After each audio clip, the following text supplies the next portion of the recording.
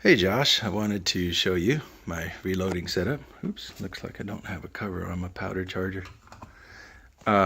Since we were chatting about it last night, I usually have some tunes playing over here, but since I'm recording right now, my phone stopped playing the tunes. These are the cases I'm loading. These are the cases I'm almost done getting ready to be loaded. These are some previous loads I've done. But mainly I wanted to show you kind of my setup right here. Here I've got different, each one of these is a different caliber that I do. Like I think this is 40, 380, and so on. And then this is kind of a hodgepodge of different dies that I use. Sometimes this one's like a case length sizer. So it cuts the case down to the proper length, and other calibers. Here I've got some gunpowder, but most of my gunpowder sits over here in that cabinet right there, along with my primers.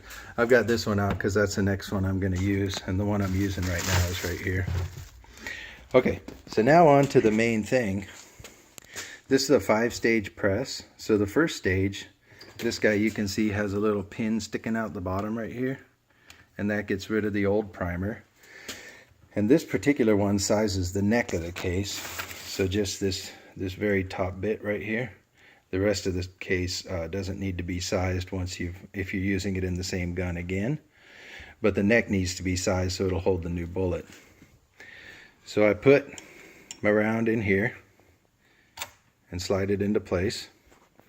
Then the second stage doesn't have a die, but what it's doing is you've got all these primers sitting here, and they're going down this tube, and the primer's coming up from the bottom over here. And this little piece of plastic pushes the primer into place, and then this little arm right here, when the press comes up, it pushes against this bolt right here, and that's what activates the primer. It's the primer rocker arm that pushes the primer into place. Then the third stage is the gunpowder. So what happens is when the case goes up into here, it pushes a mechanism that slides this forward, and that takes powder from here and slides it down into this hole, which then goes into the case. And I can adjust how much powder is going through right here. And then the fourth stage is where I grab a bullet. So this is a bullet. This is a loaded cartridge, not a bullet. So anyway, in reloading terms, then I put this one here. I hold it with my fingers till it's almost up into the die. You can see the die up there. I kind of hold it, and then I move my fingers out of the way so I don't get pinched. And then this last stage is called a factory crimp. So all it's doing is just right around the very tip of the neck, the very top part is just giving a little bit of a squeeze, just to kind of keep the pressure built up in the bullet when it goes off until it's ready to actually send it all the way down the chamber, all the way down the barrel and out the barrel and everything. So that just kind of makes sure there's a consistent pressure before the bullet is released. Of course, it happens in nanoseconds, so I wouldn't notice the difference between having the factory crimp or not. Somebody at my shooting level, but the higher shooting levels, they would certainly say you can tell with the inconsistency of not having that you really do want that. To the extent that some people even put a pressure gauge on their lever to make sure they're putting a consistent amount of pressure on that factory crimp. Anyway, so yeah, I don't know how to do this one-handed. I'll try and do it. Set my phone up. All right, I hope you can see what's going on the way I have my phone set up right here. We'll find out. So I already put a case in there, so I grab the bullet, run that up,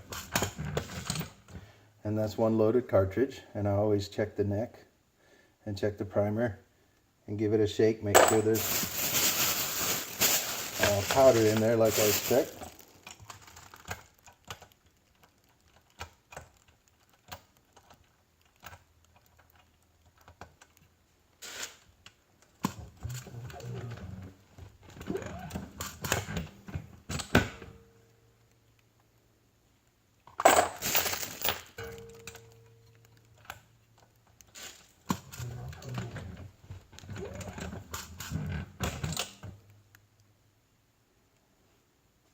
So when it's going well, you can see it goes pretty quickly, but a lot goes wrong too.